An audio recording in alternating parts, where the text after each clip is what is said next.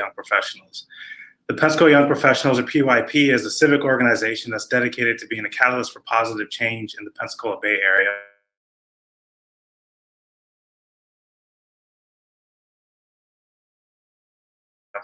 And for represent Columbia County and Tallahassee. I'd also like to give a special thank you to our sponsors, of course, News Radio 1620, who has brought Andrew McKay with us, and then Seville Rotary and the Greater Pensacola Chamber of Commerce for making this event possible. For those of you who are at home watching, thank you again for joining us, and we'd love to know how you're watching us. So if you please share our live stream, whether it's on Facebook or whatever platform you're on, and then use the hashtag PYP Candidate Forum. That way we can know where you're watching, we can keep track of it and have a conversation online about what our candidates are talking about. And at this time, I'll hand it back over to Andrew McKay, our moderator for this evening, to introduce himself. All right, thanks so much, Basil. Yes, I'm Andrew McKay. I host the Pensacola Morning News on News Radio 92.3 and AM 1620. You'll have to forgive me, I'm not used to being on video. We do everything on the radio so we can hide the appearance, but we'll have a good time here tonight. So what's going to happen is we have representatives with us from Districts 1 and 2, candidates for State House. Mike Hill and Michelle Salzman are the Republican candidates for District 1. Francine Mathis for District 1 is a Democratic candidate. District 2, we have Alex Andrade, the Republican. Chris Dosef was not able to be here. And Diane Crummell, the Democrat, are here. So we're going to, basically what's going to happen in the beginning is we're going to give everybody a little bit of time to introduce themselves, just to say hi for about 30 seconds. And then we'll dig right into the questions. So since I can't see anybody, it's just a little odd for me not being able to look everybody in the face. I'm going to presume that y'all are there. I'm working off a tiny little screen with my phone. So let's start with, in District 1, the incumbent, Mike Hill. Mike, take 30 seconds and introduce yourself. Yes, I'm Conservative State Representative Mike Hill. I was elected by the constituents in District 1 in 2018. Because they understood that I stand for conservative values of limited government, low taxes, personal freedom, and individual responsibility. They elected me to go to Tallahassee to fulfill that, and that is exactly what I did. And should they send me back again in 2020, I will continue my assignment of fulfilling those conservative values. Very good, and my apologies. Chris Dosef was able to join us after all. Hi, Chris. Sorry I didn't exclude you in the beginning. So good to have you. The challenger in District 1 on the Republican side is Michelle Salzman. Michelle, why don't you take 30 seconds and introduce yourself? Sure. My name is Michelle Salzman, and I am a community leader, an Army veteran, a small business owner, a mother and a wife, and a cycle breaker, a difference maker, and a Christian. And most importantly, I am an effective conservative. I am endorsed by the Police Association, as well as the Firefighter Association and the Florida Medical Association. I am pro-life, and I'm the only candidate in District 1 with an A rating from the NRA and 90 years old. All right, very good. On the Democrat side, unopposed in the primary, we have Francine Mathis. Francine, nice to meet you for the first time. Take 30 seconds and tell everybody who you are.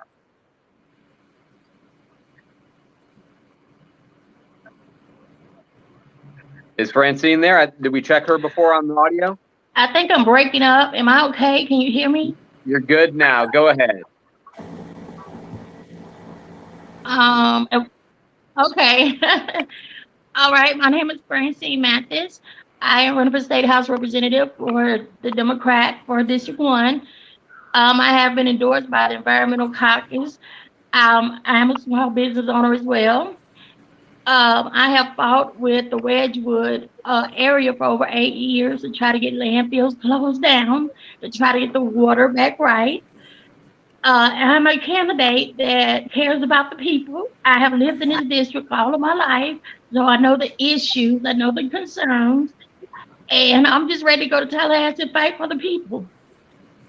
Very good. Now the candidates for District 2. We have Alex Andrade is the incumbent. Take 30 seconds and just introduce yourself, Alex. Hey, y'all. Can everybody hear me?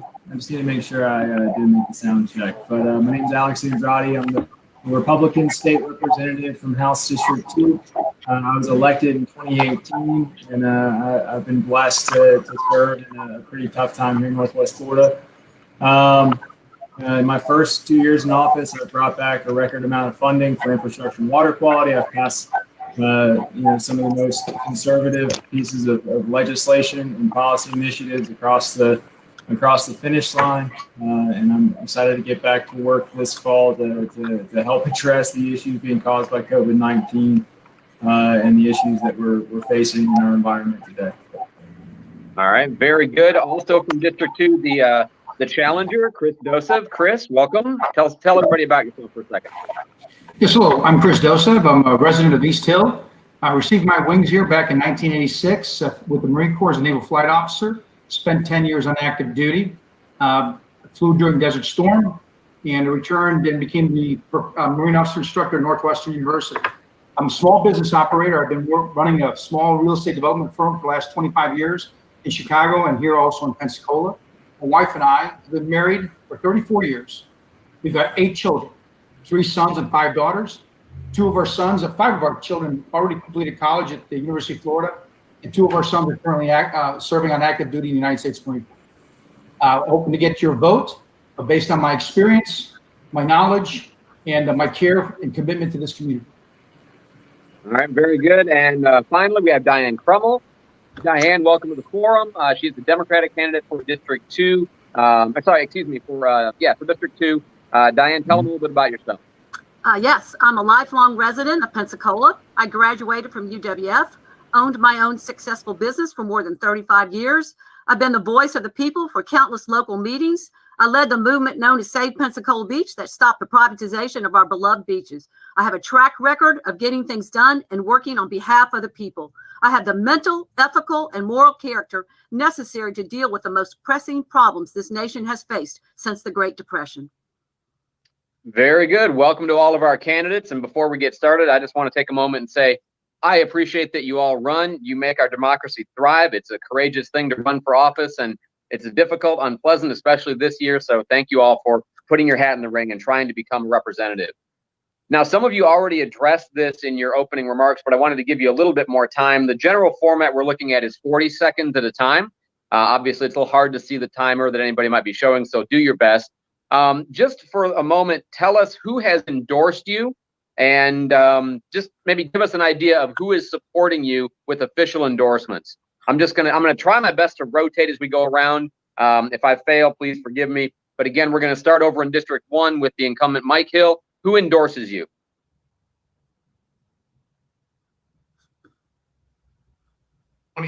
Florida. Is my mic back on now? Looks like I've been muted. Okay, it's on. I'm back on. Okay, Trump Team 2020 Florida. I've been endorsed by the Florida Family Council, which is the Florida arm of the Focus on the Family. I've also been endorsed by Florida Right to Life. I've been endorsed by those organizations that are conservative, not unions of the state that have not endorsed me, but conservative organizations have. The ones that understand that life and protecting our guns and President Trump's America First agenda is necessary for District 1 and for our state. Very good. Michelle Salzman, who has endorsed you? Andrew, I'm sorry that you don't find value in the police endorsement or the firefighter endorsement. I'll be sure to share that message, Mike. I'm also the only candidate with an A rating from the NRA, and of course that is the nation's largest and most powerful gun rights organization. So I think that I'll pass that on to Marion Hammer as well, that's not, important to you. But I think that the most important thing for a small government or a real conservative are the 3 values that we hold true, which is safety, infrastructure, and education. And if you're not endorsed by any of those organizations, then you're certainly not that true conservative small business person. So I know some of the other forums allow for, if you've been name checked to talk back. We just don't have enough time to do all of that, but I'll try to go in reverse order every time. So you'll have a chance to respond if you need to subsequently. Francine Mathis, you are a candidate for District 1. Who endorses you? I've been endorsed by the Environmental Caucus. I've also been endorsed by Love of Life Outreach Ministry, as well as Ladies with a Heart Stands for Justice. Those are the 3 people that have endorsed me so far. very good. In District 2, Alex Andrade, who has endorsed you? Thanks, Andrew. So I'm really privileged to have been endorsed by Florida Right to Life. I've been endorsed by the National Rifle Association. I've been endorsed by the Police Benevolent Association, the Firefighters Association, by Congressman Matt Gaetz, the Florida Medical Association, and Governor Ron DeSantis. And I'm proud to say I'm the only state representative in Florida to be endorsed by our governor today. Very good. Chris Joseph, who has endorsed you? Hold on just a second. I'm not hearing you yet. There you go. Go ahead. Who has endorsed you, Chris? I'm very proud to announce that Trump Team 2020 Florida has endorsed me with an A rating. In addition, Florida Family Council has also, with John Stenberger's group that advocates for pro-family and pro-life advocacy, they also have endorsed me. And so I'm very proud of those endorsements because I'm a pro-family, pro-life, pro-gun. In fact, I'm a lifetime member of the NRA. I received their highest rating as an A. In addition to that, I'm also a member of the International Defensive Pistol Association, an active shooter at the Escambia River Gun Range. So people know that I live that life. It's part of my life. And I'm very proud to not only be a pro-life advocate, but also a pro-gun advocate. And finally, Diane, who has endorsed you? Okay, let's see. The Amalgamated Transit Union 1395 has. The Emerald Coast Equality has done that for me as well. The Environmental Caucus of Florida has done that. The Gulf Coast International Association of Black Professional Firefighters of the Gulf Coast chapter has endorsed me, and Earth Action. And I've also have the Escambia Democratic Women's Club has endorsed me as well. All right, very good. Now going to some of the issues. This is probably the easiest of all the questions. We'll see how it goes after this. For the moment, I'm going to go in just straight out reverse order. So Diane, you get to go first. Your District 2, you want to be a representative for District 2. What do you think is the biggest issue facing District 2, and what do you want to do about it? Okay, I'm going to say that the biggest issue facing District 2 has to deal with character. And dealing with things. I just want to see all these flyers that have been going out from Representative Andrade. I just want to say that I deal with the issues, and he's dealing with who's the biggest supporter with Trump. But I believe that the most important issue we're dealing with right now is the pandemic. We are dealing with this pandemic in the future and how we're going to recover from this. But I deal with the issues. That is my focus. Whereas the other candidates are dealing with who is the biggest Trump supporter. And I care about the people, and that's who I'm going to work for. Chris Joseph, what's the biggest issue facing District 2 that you want to get addressed this year? I think the biggest issue facing District 2 is sending someone to Tallahassee with honor and integrity and character, and doesn't spend all his time attacking a rival and not spouting his own credentials and accomplishments. Sending someone that's untrustworthy and misrepresents the truth to Tallahassee is bringing more creatures into the swamp. He's comfortable there, and it's time for people to go to Tallahassee that understand that government imposing their will on the people is the fundamental problem of our society. And Alex, what's the most important issue facing your district, and what do you want to do to get it addressed? It's the most important issue facing House District 2 this coming year is going to be our shortfall in sales tax revenue we're not collecting right now. I can tell you right now, after I left session, after we set aside $4 billion in reserves to prepare for the economic crisis being caused by COVID-19, that we knew we were going to be facing a serious crisis. It's why I called 50 constituents a day since March to check up on them, to make sure they had the resources and information they need from the governor's office and from Tallahassee and at the state level. But no, you need people who understand our budget. You need people who understand how to cut issues in our budget, not just shift money from side to side, because we need to be cutting our budget in a way that doesn't hurt our constituents, makes ends meet, and continues focusing on things like our infrastructure, flood prevention, and our water quality. Because no matter what our budget is next year, we're still going to be facing those issues, and we have to be prepared to bring those dollars home because we're still a donor region of the state. And if we are going through an economic crisis like we are right now, you need legislators who understand our budget to bring those dollars home. And now switching to District 1, Francine Mathis, what is the biggest, most pressing issue facing your district that you'd like to get addressed in the coming year? It would definitely have to be the environmental issue. Wedgwood has been in justice of an environmental ingest for the last, I would say, 10 years now. Our water is toxic, our water is polluted, our air is polluted. I was just out there around the landfills. That's why my voice is kind of cranky and I'm scratchy and itchy. The air pollution is killing the people in my district. And I don't think nothing's more important than saving people's lives. For years, we have talked to state reps about what's going on in our district. We have gotten a deaf ear from all our state reps. No one has listened to us. No one has taken the time out to even, try to come out and really talk with us about this. And people are dying. And I'm sick of going to funerals. So we've got to end this. So my biggest thing is getting rid of these landfills, getting ECUA to work with me on getting covers and linings over our water. And that's my biggest issue, getting covers and linings over the water lines and getting rid of these landfills. All right, very good. Just a reminder, I don't know if you guys can see the timer, but we're shooting for about 40 seconds on the answers. Michelle Salzman, what is the biggest issue facing District 1 and what do you want to do about it?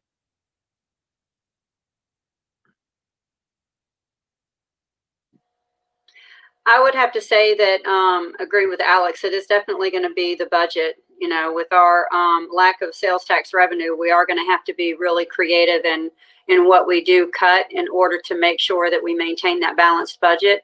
But at the same time, I just want to revert back to the whole reason why I'm running, and that is to bring more focus back to safety, infrastructure, and education, especially for District 1, as well as making sure that I do fight for some of those appropriations dollars for our community. Very good. And Mike Hill, what is your most pressing issue as far as you're concerned in District 1? What do you want to do about it? The most pressing issue is going to be opening our business back up, job creation. You do that, and that's going to take care of our sales tax shortfall. And we do that by allowing businesses to operate how they see best, not how government thinks they should. We reduce unnecessary regulations.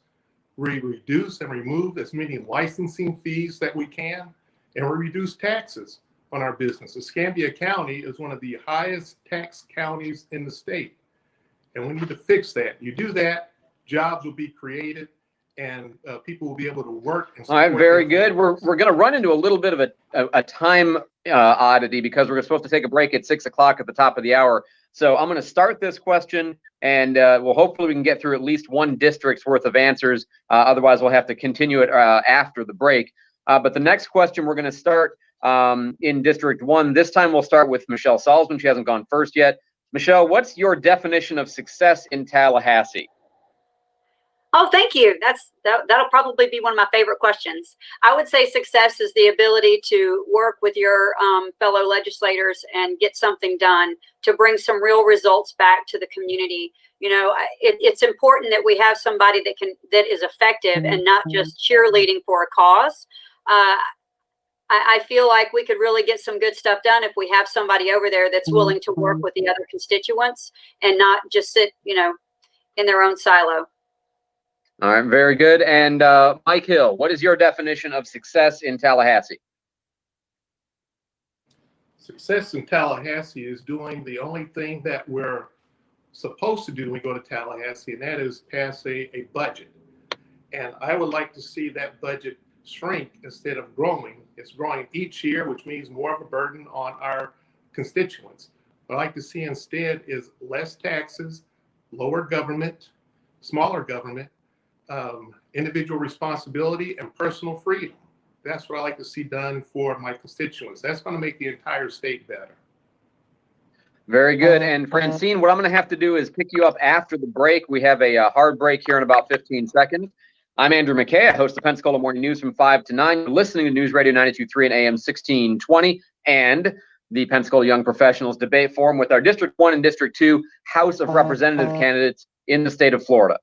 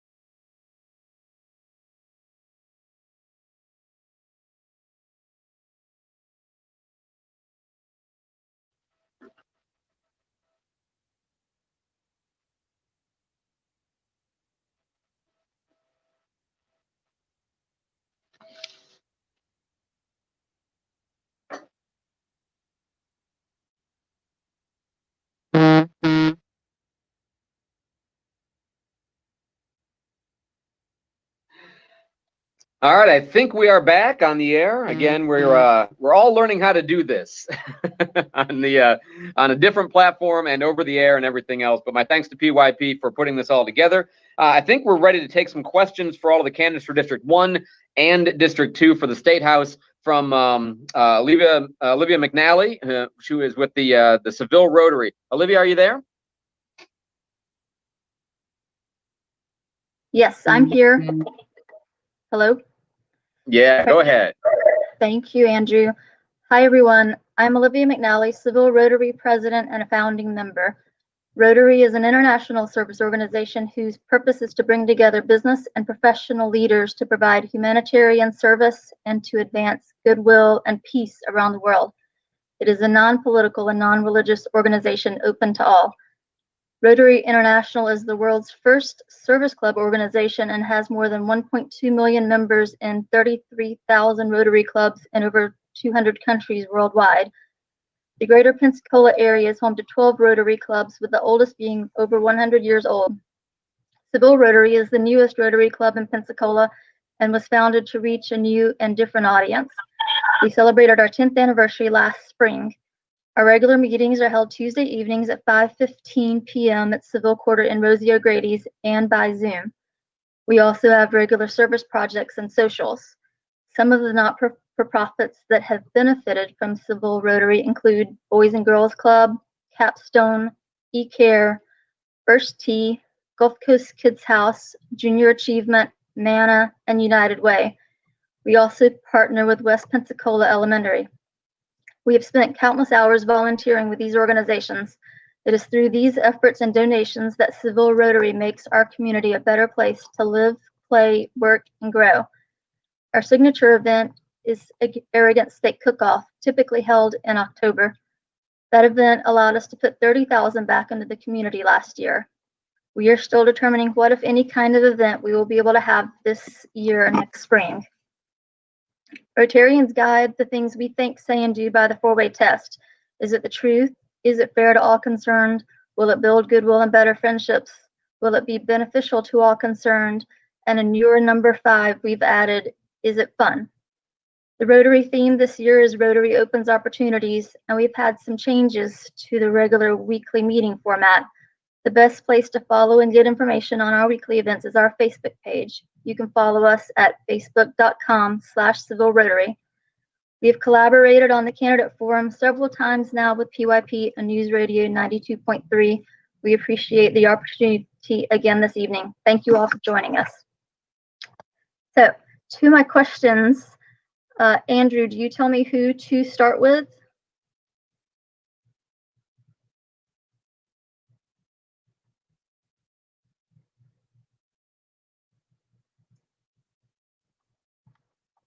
All right, I will just start with our first question. We were told that we have 3 questions, and I will start with, I guess we'll go back to District 2.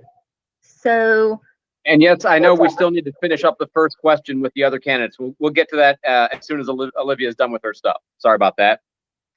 Okay, I'll start with Chris. Chris, what would you do to encourage growth while maintaining the character of our community?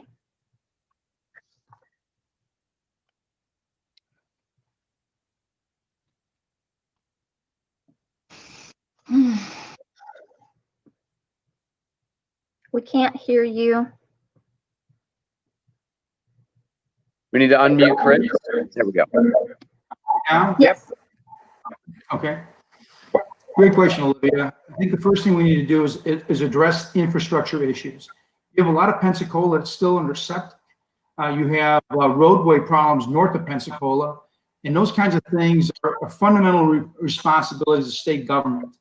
And so I think that we, just like in the bridge being built now across Pensacola Bay, we need to address those things that would make people want to live closer in the town, because as they are closer in the town, it allows them for us to provide services like both police and fire in a more efficient manner. So, I studied this College of Civil Engineering, University of Florida, got my land surveying. So I'm very familiar with land development and what a community needs and to be able to grow efficient in a sustainable manner. I bring those types of credentials to the table.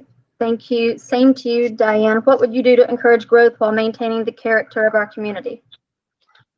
Well, I will say that the beaches are the economic engines that drive our coastal communities. So I would want to put in place to be sure that we have safeguards to protect and preserve those beaches. We rely on them for tourism, and I believe that it's really essential that we do take care of our beaches. And then, we have to realize too that, people are living differently now. They're not doing things the way they normally did. So we need to take into consideration that people are now buying online and doing things differently. So we need to adjust the way that we are doing things here in Escambia County and be ready for those. We need to come up with more innovative ways to get the people to be involved and get them to show up here in Pensacola and spend our dollars here. But there's lots of things that we can do, but protecting and preserving our beaches, which is the economic engine, is the number one thing that we need to focus on. It is the means that actually the goose that lays the golden eggs, and it helps keeps our economy going. So we need to keep our focus on that, and that would allow to keep our businesses downtown and other businesses in our area open Thank you. and running. And same question to you, Alex. What would you do to encourage growth while maintaining the character of our community? Thank you very much for that question. So if some of y'all remember, the kind of incentive-based model of economic development has become a dinosaur, and COVID-19 provides one of the most essential opportunities for a place like Pensacola to grow. And that is, if young people are doing more of this, working remotely, being able to communicate with teams online, and they can choose where they want to live. They can choose to live in Pensacola. I know there are several people starting their careers in the middle of their careers, actually, putting down roots again in Pensacola that they never thought they could when they moved to Atlanta or Chicago or New York or Detroit. So the main focus needs to be quality of place. I'm proud to say that I'm the first state representative to bring back money for septic sewer conversions in the Brownsville commercial corridor. I'm also, I helped get $500,000 to take advantage of a $2 million water quality grant last year to help improve our Pensacola Bay. And so focusing on our quality of place, our traffic, our infrastructure, our flooding in our environment is the best way to incentivize people to come here in this post-COVID world. Thank you, Alex.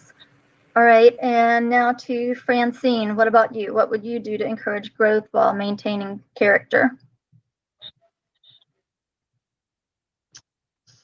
The thing that I think I would focus on is development.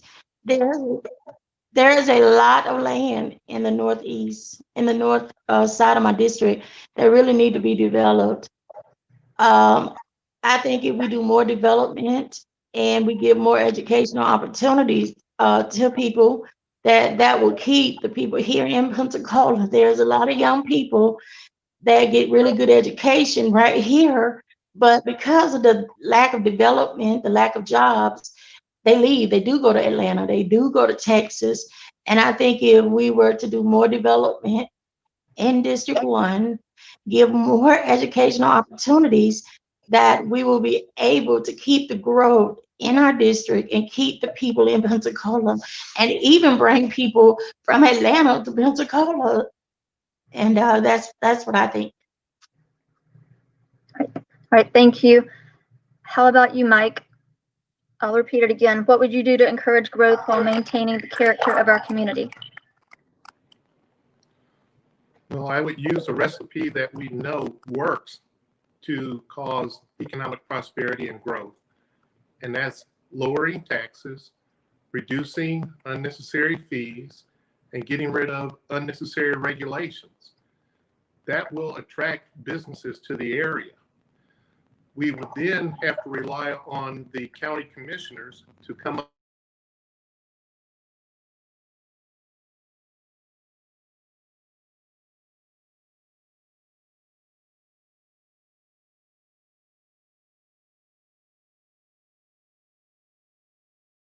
with some parts of it as a brown zone.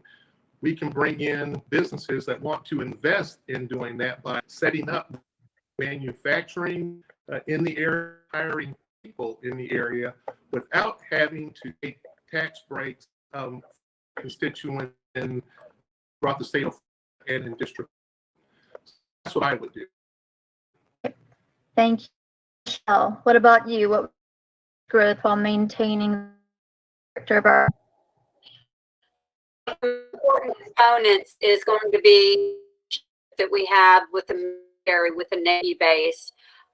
We have a huge opportunity, educational component of our community, and to create an atmosphere that is welcoming to military come here, for leadership to have their military come and train. We have to make sure that our community and the environment of our community is ready for those military personnel. So I would say the most important thing is to make sure that we are doing what we can for our education, for our infrastructure, to make sure that the military feels like it's a great place for them to keep their soldiers, their sailors training here locally. I am really excited about the partnership that the Chamber of Commerce has with our military and the efforts that they're making to try to fill some of those gaps that we have. I also want to make sure that I do talk about the fact that, you know, entrepreneurialism is the spirit of all real small businesses. And we really need to make sure that we are fostering those relationships with the small business development community, as well as nonprofits and organizations and small business leaders that mentor other entrepreneurs, because the heart of America is the small business owner. Right. Thank you, everybody. And Andrew, I've been informed that we have to take our other break, so I'm not going to be getting to my other questions, but thank you all. I think there's a lot of questions we're not going to get to, and I understand. You know, I also wish we had more time. Yeah, we're going to take a real quick break. I'm going to do a couple of housekeeping things and get things back on track. But we will definitely be sure to give Francine, Alex, Chris, and Diane a chance to answer that other question about governing philosophy and success. We're going to take a short time out. I'm Andrew McKay. We're here on News Radio 92.3 with the and FM and AM 1620 with the candidates for House District 1 and District 2 in the state of Florida, put together by the Pensacola Young Professionals, along with the Pensacola Young Professionals and the Chamber of Commerce. Thanks so much for listening. We'll be back here in just a moment.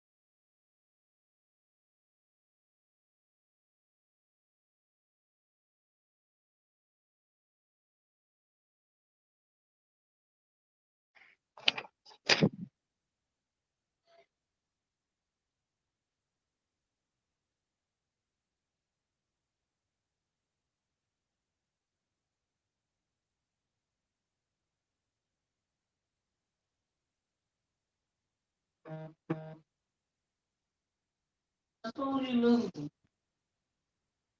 You doing all that.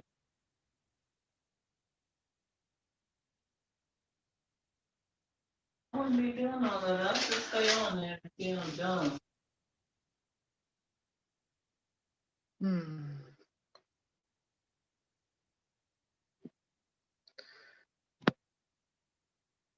All right, I think we're back in business. As far as I know, we're on the air again. Like I said, we're just kind of all learning the new technology, which is fun. I'm Andrew McKay, host of the Pensacola Morning News. It's News Radio 92.3 and AM 1620 in conjunction with the Pensacola Young Professionals and the Chamber of Commerce. And before we get too far away from it, I do want to go back and just make sure we give everybody a chance to answer that question that was before the top of the hour. I think we still have Francine Mathis. Francine, what would be your definition of success in Tallahassee?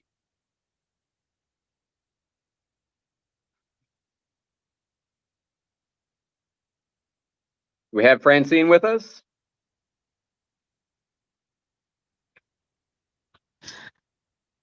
There we go. I'm here, but okay, there it is. I come in and I come out. Well, there I am. Okay, I'm with There you. we go.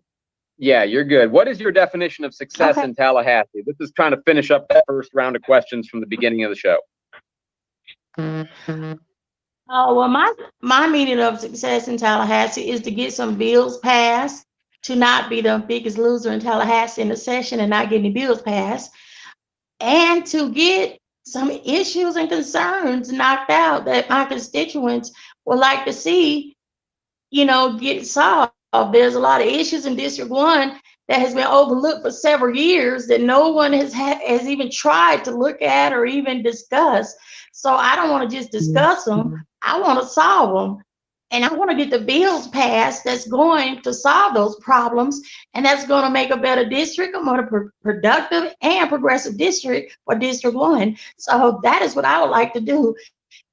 And especially if I can't do nothing else, give me 2 bills to get passed. All right, That's next up, switching to District 2, Chris Dosev is first up. Chris, what is your definition of success in Tallahassee? Removing all impediments for folks trying to start new businesses. And so not so much getting more bills passed, but removing regulations and impositions of ordinances, and also readdressing the issue of home rule. I'm really very uncomfortable with people in Tallahassee dictating, like in the case of the 5G, AT&T 5G, those issues that should be locally controlled by either the city or the county. That is so fundamentally against our conservative values that I think it needs to be addressed and it needs to be reversed.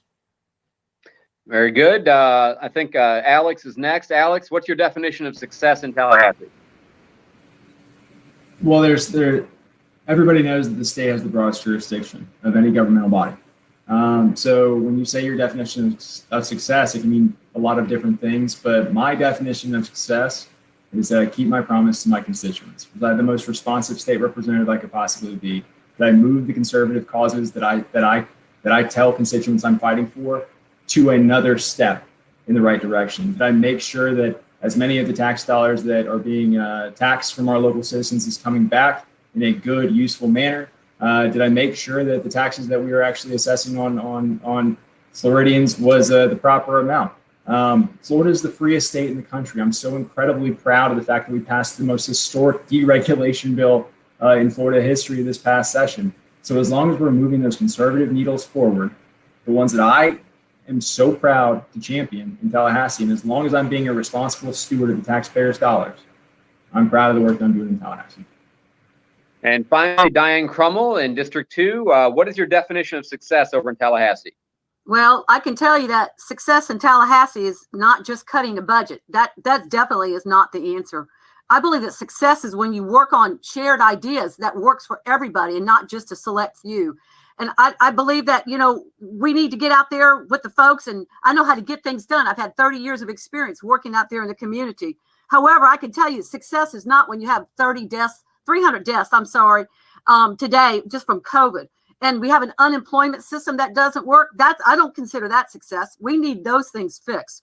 And abandoning our public beaches, those, right when you're elected to do something, Alex, you had the opportunity to do something. I don't consider that success. So we need to work as a community. I'm going to go up there and advocate for the people, not just a select few, and work on policies that reflect the people that I will be elected to serve. That is what success looks like.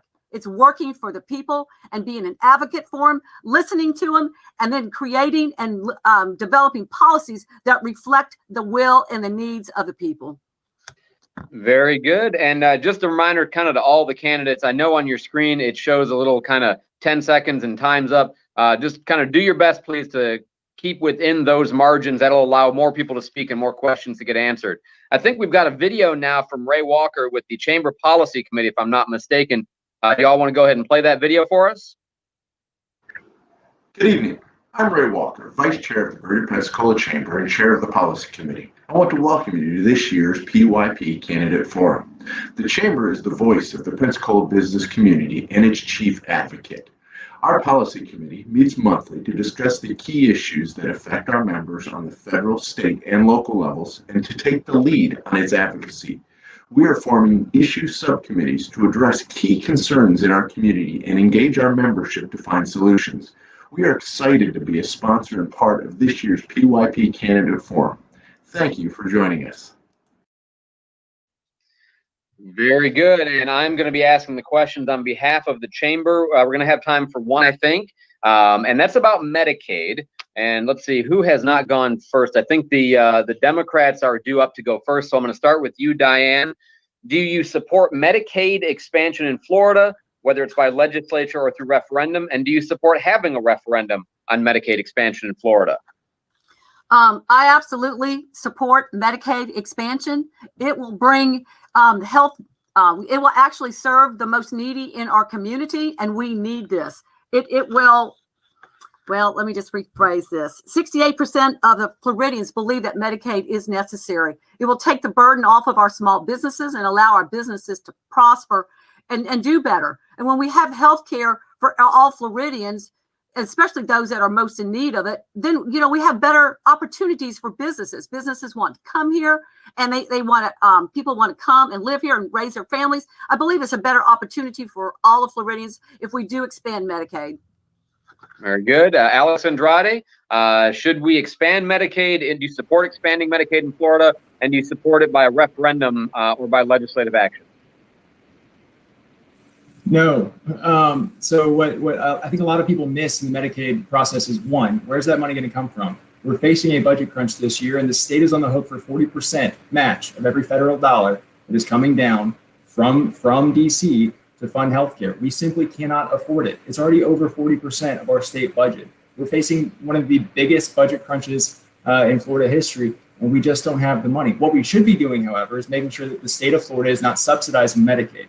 Right? So I'm very proud that I identified an issue where our school districts were actually subsidizing Medicaid by providing medical services to students in schools that were actually Medicaid eligible. So I passed the bill this year that's going to save the state $50 million every single year going forward. And it will go back to school districts every single year going forward and expand mental health services, physical therapy, speech pathology in the process. Healthcare is a complicated issue. Making sure we know how to pay for it is necessary, especially in a time like this. Chris Dosev, same question. Do you support Medicaid expansion in Florida, and do you prefer to see it by referendum or by legislative action? I do not support Medicaid expansion. I think what we need to do is, by bringing good paying jobs and corporations down here, or businesses, allowing people to operate their businesses with reasonable costs for medical services, a lot of these things can be remedied. When people have jobs and when people are back to work, then all of a sudden they have opportunities to get medical care or medical coverage and insurance. The issue here is that you have people that don't have access to those things because they don't have jobs, at least not good paying jobs, because we are, after all, for most part, a tourism industry state, and that's a big, big deal. It'd be nice to have some of these, say, more sophisticated industries come and take up home and nest here in Florida. All right, very good. Now switching over to District 1, Francine, you're up first. Do you support Medicaid expansion in Florida? Do you want to see it by referendum or by legislation? She seems to have gone off on our screen here, so if she comes back on, we'll give her a chance to answer it. Let's move instead to, I think next up is Mike Hill. Mike, do you support Medicaid expansion, and do you want to see it by legislation or referendum? I do not support Medicaid expansion. In 2020, the health portion of our budget was $20 billion. This past session, it's over $30 billion. And the largest portion of that is Medicaid. That is an unsustainable trajectory. When people talk about Medicaid expansion, Medicaid, you have to understand, is for the elderly, the disabled, and the poor. And when they talk about Medicaid expansion, they're talking about giving it to able-bodied adults. We can't afford that. And a study has been done which has proven that those who are on Medicaid actually have clinical outcomes that are worse than those who have no insurance at all. Expanding Medicaid is not the answer. The answer instead is to make sure that it's used for what it was intended for, the poor, the elderly, and disabled, and that's it. Michelle Salzman, do you support expanding Medicaid in Florida by referendum or by legislation? I do not support Medicaid expansion. I think that the main focus we need to have is getting people back to work so those people can then get their health insurance. I would like to say that one thing we should be doing is looking for innovative solutions to Medicaid, such as telemedicine, so we can cut costs on Florida as it is, as well as possibly doing the borders, cross the state border stuff. So maybe if you're in Florida, you can get medicine or care in Alabama. Just the main focus, though, is to look for innovative solutions so that we can reduce the cost of Medicaid instead of increasing it. All right, very good. And I think now we're going to have Melissa Stoker from PYP ask a question. Melissa, are you there? Good evening. Hey, Our first, Melissa. if you don't mind, access to workforce housing is becoming incredibly difficult, not only for young professionals, but for professionals in general in our area. And our city has commissioned an affordable housing task force. The county's put together a program with HUD, and our city and county leaders are very closely aligned on this issue. We are curious to know how you are going to take that at the state level and work to solve these issues for us. All right, I think if we're rotating properly, I think next up would be actually Mike is who just went, but I think Mike is the next one in District 1. Mike, you want to go ahead and answer that question on workforce housing? Yeah, and I'm sorry, there's an awful lot of static that I'm hearing online. I couldn't quite hear the question. I heard it was something about affordable housing, but I didn't quite hear the entire question. Yeah, I'll repeat it for you. Access to workforce housing has become difficult for many young professionals in our area.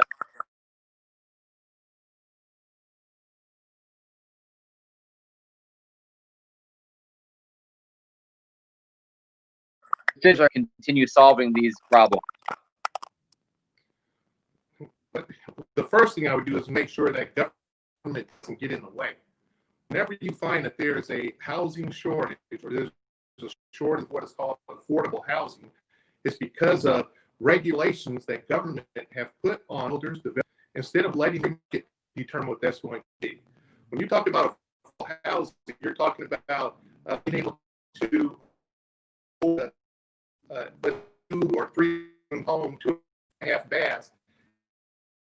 When you first started, when I first started, get government out of the way, let people earn a living wage, and then eventually they're going to be able to afford the housing they want. Michelle Salzman, work with the city and the county on housing, and especially obviously from the state level. I'm really more focused on state level issues. I would look at possibly fixing some zoning solutions. I know nobody really wants, a tiny house next to them, but I don't think that's an issue for the state level. We do like workforce housing, but I don't think that's really a state level conversation. I think that's more local government.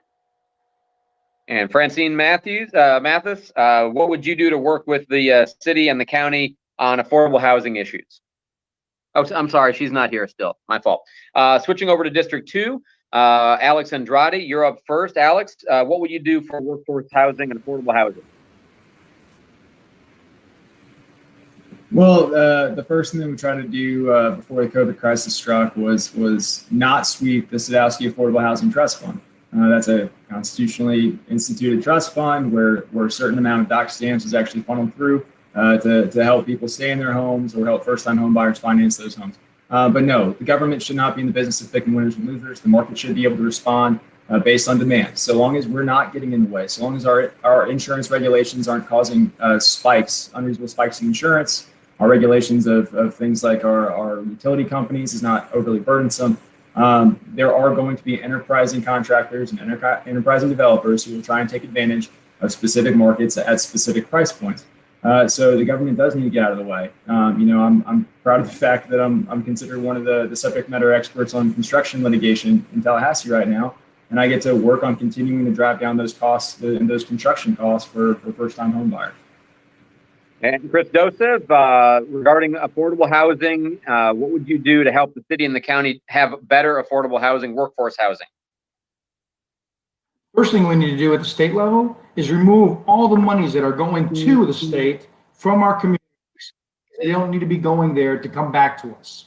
If the money would have stayed here in the municipalities and in the county, they would have that much more for the city to help local area developers and prospective homeowners, people who would like to buy a home and fix it up, regentrify a community. That stuff is a local area issue. Melissa, that's a great question. And I'm here to tell you, cities and counties are much more effective at addressing that sort of thing than the state is. Because what will happen is money will go to the state, and whoever's got the strongest pull, whether it's South Florida or mid-Florida, and you'll see none of it coming back here. What we need to do is stop that money leaving here and keep it right here so it can be given to young people like you all to do the things that they want to do to revamp a neighborhood and make it an affordable community that they can prosper. And finally, Diane Crummell, what would you do to facilitate or improve workforce housing, affordable housing in Pensacola and Escambia County? Well, I believe that it's going to become an even more serious issue as we move forward dealing with COVID and the pandemic. And I believe that we do need to get involved and that we need to step up. I think we need to incentivize and work with developers and give them tax credits, but we need to also monitor them closely and make sure that they are fulfilling and doing what is required for those areas that we do need affordable housing. I absolutely believe that we need to do something. To do nothing is not an option. The people are relying on us to take care of them. And that is a job that we were elected to do and that we are elected to do. So I say that we do step up and that we do get involved and find a way to improve the infrastructure and bring some incentives here to make affordable housing more available to the people here. And it is going to be a problem in the coming months. People are going to be getting evicted from their homes. It's going to be a big deal, and we need to fix it. All right, very good. Melissa, are we good? We can be, absolutely. Okay. All right, very good. So we're going to have to take another break in just a couple of minutes. We're going to switch gears just a little bit. And again, our thanks to the Chamber of Commerce, for Pensacola Young Professionals for putting this on, in Seville Rotary. Of course, you're listening on News Radio 92.3 and AM 1620 to a candidate forum with the state representatives, District 1 and 2 candidates. We have all 6 candidates. Only 4 of them are involved in the primary coming up on Tuesday. The Democrats are unopposed. We have Diane Crummell, and Francine Mathis was with us, but I think we lost her due to internet connection. This is going to be an unpleasant question, only because it's a criticism for all of you, but the criticism is a little bit different for each of you. Let's start first with, I think next up on my list would be Alex Andrade in District 2. Alex, and by the way, this criticism kind of pairs. You'll notice that there are 2 candidates kind of for each criticism, but you'll follow me when you hear it. Alex, one of the criticisms of you is that you are too favorable in Tallahassee, too beholden to Tallahassee, and therefore more interested in what the state is doing rather than what is needed in the district. Persuade me that that's not the case. Yeah, sure. I passed the most military-friendly family bill in a decade in my first legislative session. What I take most pride in is when I actually get my constituents the responses they need from state agencies. I can tell you right now that every single day I'm handling constituent issues and making sure that they're getting the responses they need. You can knock me for being effective, but my effectiveness doesn't mean I'm beholden to anybody. It means I'm doing a very good job. It means I'm able to work with others and get money for this area that we have not had in years, to get bills passed for our area, for people that need it in our area that we haven't had in years.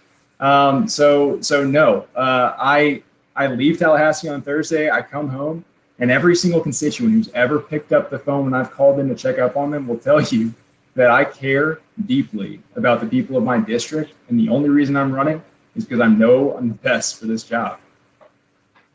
All right. Now, Chris Dosev, it's sort of the reverse question. I think you'll understand what I'm getting at. Opposite criticism is that you won't be liked in Tallahassee, that people won't want to work with you, that you're kind of strident and want to do your thing your way. Persuade me that that won't be the case, that you can work on a team. Andrew, that is a great question. Let me tell you why. I came down to Florida back in 1980 as a student at the University of Florida, the kid from Chicago. In a matter of 4 years, I became the battalion commander of the Navy ROTC unit there and graduated one of my class in that NROTC unit. So here I was, not from Florida, but I was accepted by everyone and then heralded by my peers and my superiors as being the battalion commander of that unit. Doesn't matter where I go, I know how to work with people. People like me, and they do, and at the end of the day, when I work with people, I get results. We put together the team that named the bridge after General Chappie James. A lot of those people didn't know me, but when they did see my commitment to doing the work that needed to be done, they were very pleased, and we successfully did it. In fact, today, I received the Brereton Award from the Air Force Association in Fort Walton Beach. They give that award to the local area civilian that has best and most effectively advocated for the Air Force in the state of Florida, and I received it today. Very good. Diane, the question's a little bit different again for you. If you get elected to District 2, you will be working almost certainly in the minority party in Tallahassee in a legislature dominated by Republicans. The criticism would be that you won't be able to get any of your stuff done, even though you'll be there. Persuade me that that's not the case. Well, I can tell you this much: when it came to saving Pensacola Beach and getting things done, I've created all kinds of relationships across the state and across party lines, and I've got the support when it came to protecting and preserving our beaches. So I know how to work across the state, and I know how to work across party lines to get things done. And I'm a doer. I'm a believer, and I work for the people. And when you do the right thing, people get on board. So I believe that that I am going to get things done because I have a way of and a track record of proving that I can work across party lines and get things done and work for the people. It matters. When you work for the people, there's no way to lose when you represent the people. And that's what I'm going to be fighting for. And that's who I'm going to be working for when I go to Tallahassee. All right, switching over to District 1. These questions may seem a little bit familiar. Michelle Salzman, the criticism of you is that you're willing to compromise, that you sort of get along with a lot of the power players, maybe not yet in Tallahassee, but more so locally, and that you're going to be beholden to their interests rather than the interests of your constituents. Persuade me that that's not the case. Sure. Well, I can start off by just saying, look at my campaign report. Like 90% of my donations are from citizens that actually live in my district, unlike my opponent. And the average donation is around $200, and there's about 500 donations in that campaign report. It was important to me that I showed everybody in the community that when I became that candidate, that I was the candidate that District 1 wanted. I actually qualified by petition during the pandemic to make sure that I showed everybody that it was the people that wanted me. I'm not beholden to anybody. I don't work for a big industry. I am a stay-at-home mom with a small business that I operate out of here. So there's nobody that I'm tied to. So I don't have any big donations. I've never ran for office before, so I'm not tied to that. And I don't work for a major industry that's going to fund me to run for office. Very good. Mike Hill, similar question, a little bit different flavor for you. The criticism of you is that you have trouble getting along with other people in Tallahassee, that they don't want to work with you, your bills don't get heard and they don't get passed. Persuade me that that's not the case. Well, that's nonsense. First of all, I've been in Tallahassee, and one of the bills that I passed was to cut the cost of when you go to renew your license plate or to get a new license plate, cut it in half. That was a $400 million tax cut for the entire state of Florida and the people in Escambia County, the single largest at that time tax cut in Florida's history. You talk about bringing things back to the district. I was part of the appropriations process that was able to fund $400 million for our new 3-mile bridge.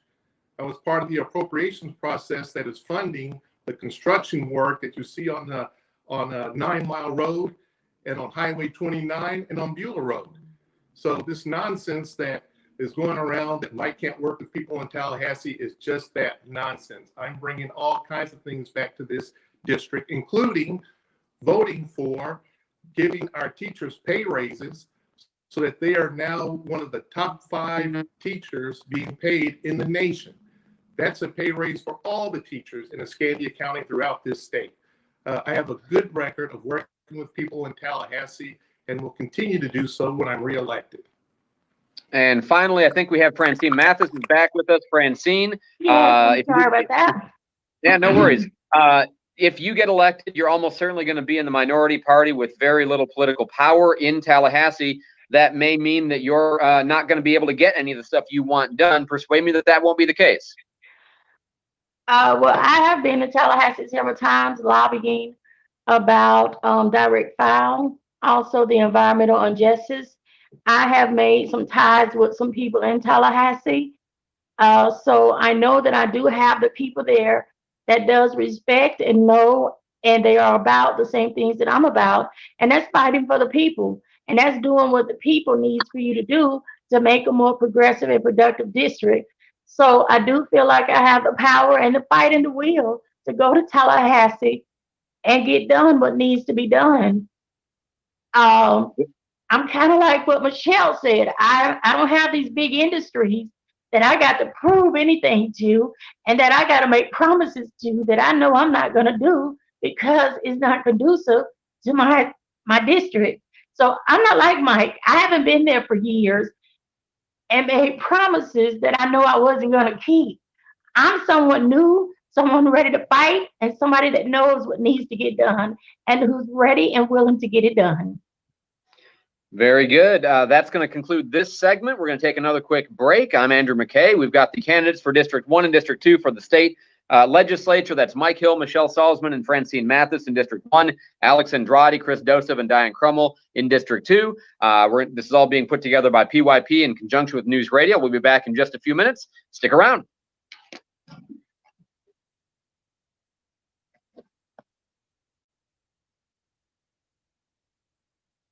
All right. Hey, am I still on?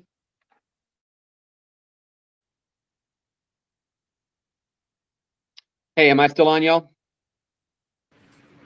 Yes. Okay, so we're gonna come back in 4 minutes. I'm just trying to navigate everything that we're trying to accomplish here. If I'm not mistaken, reading this, Eddie Murray is going to give a 3-minute wrap at the top of the hour. Is that right, Ruthie?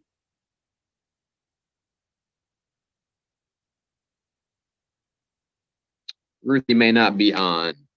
Okay, so we're going to do our best to get at least a couple more questions in, probably with the time, maybe only one, and then I'll give you a chance to wrap it up. And like I said, I think we're taking a break. I mean, we're getting at about 57 is we're going to let Eddie Murray wrap it all up, and then we'll be done after that. So let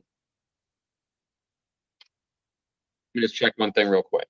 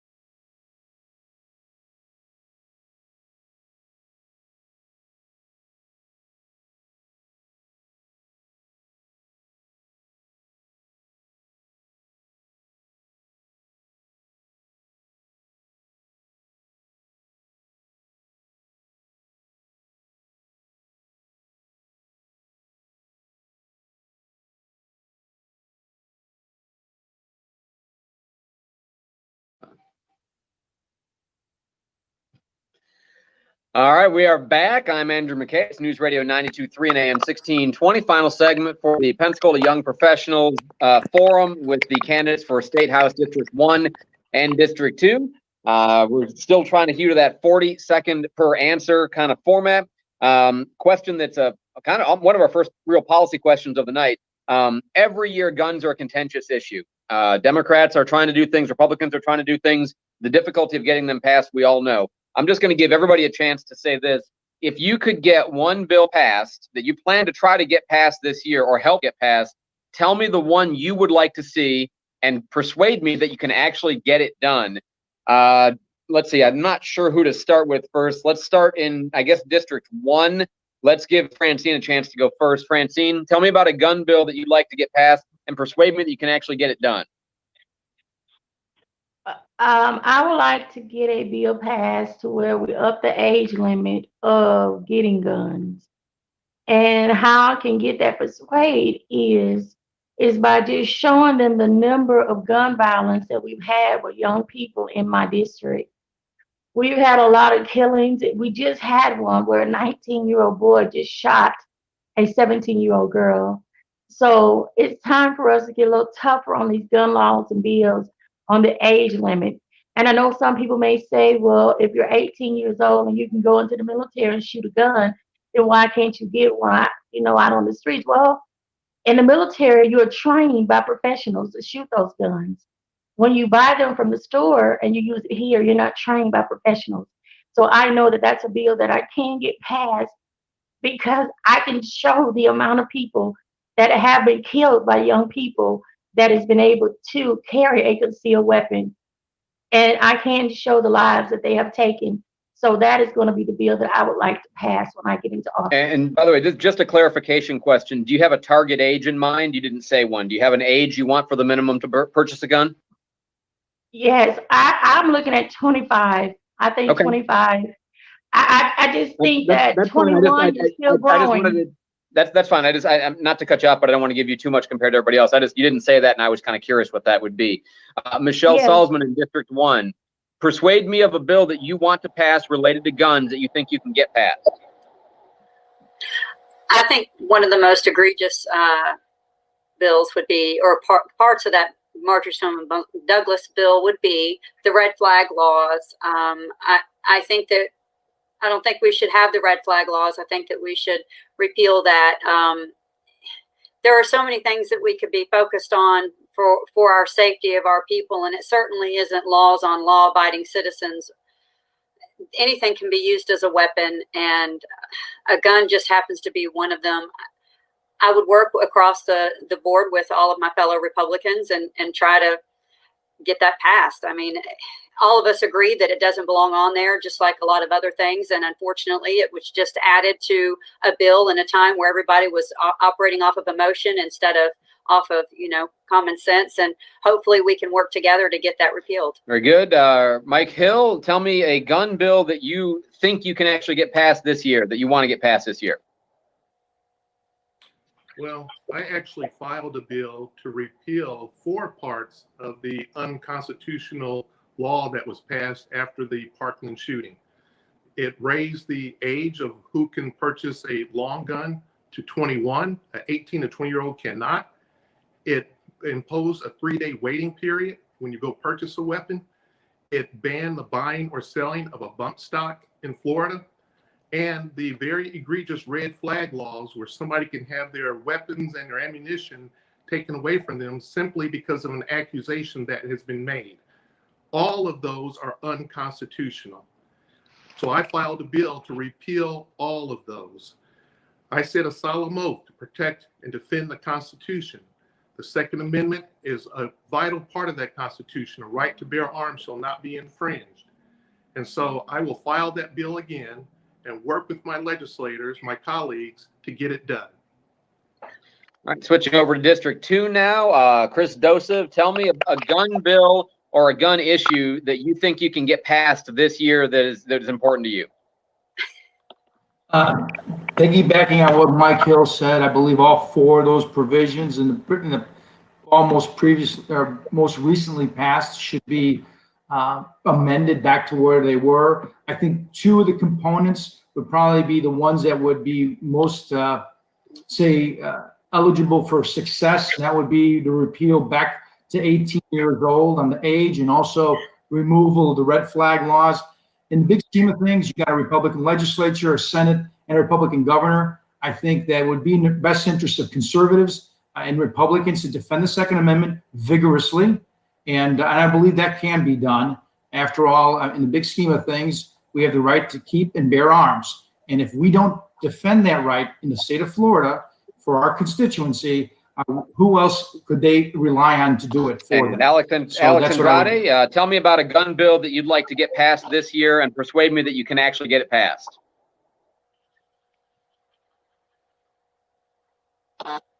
Is that good? Okay. So I think one thing that everyone's missed so far is identifying the fact that we're a bicameral legislature.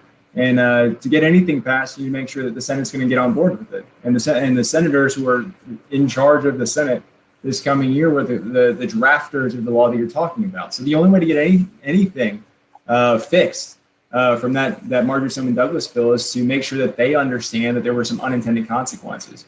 That's why Jared Williamson and I last year worked on making sure that churches who meet on school property actually have the right to defend themselves again. That's why we're going to work again this year to make sure that passes in the Senate. I'm also looking forward to taking Nikki Fried to task for the games that she played during COVID-19 by saying she would not issue concealed weapons licenses because she, for safety reasons, couldn't fingerprint anyone who was applying for them. There are issues that we can get past, but you got to remember there are two bodies and both have to be on board with it. Very good. And finally, Diane Crummell, District 2, tell me about a gun bill that you want to get passed and think you could get passed this year. Okay, I believe that domestic violence, people that have been committed domestic violence, and those that are actually mentally insane, they should not be allowed to have the same guns as our police officers carry. I believe that, 88% of the people believe that, these folks should not, be allowed to carry guns. And I really think I have the support to do that. Domestic violence is huge, and people with guns, they just don't mix. So and the mentally insane, they should not have the same weapons that are available to our law enforcement. And I believe I have the people that will back me on this. It just makes sense to protect those people that are most vulnerable to these Very crimes. good. I think we're going to do something just a little bit different for 1 second. Eddie Murray, who is the president of Pensacola Young Professionals this year. Eddie, you wanted to say something to him real quick?